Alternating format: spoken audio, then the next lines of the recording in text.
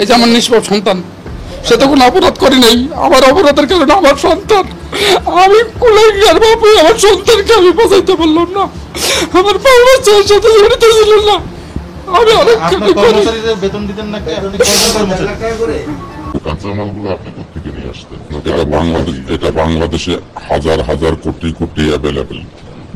এটা বাংলাদেশে আমরা এটা তৈরি করি অবৈধ, কিন্তু এর যে সরঞ্জাম যেগুলো সবই বৈধ কাজের জন্য, কোনো অবৈধ কাজের জন্য না। এই বাংলা টাকাটাও যেভাবে বানায়, ইন্ডিয়ান রুপিটা ওইভাবে বানায়। ইন্ডিয়ান রুপিটা রাজশাহীর লোকের কাছে বিক্রি করে, রাজশাহীর লোকে নিয়ে কোথায় বিক্রি করে সেটা আমি বলতে পারবো না।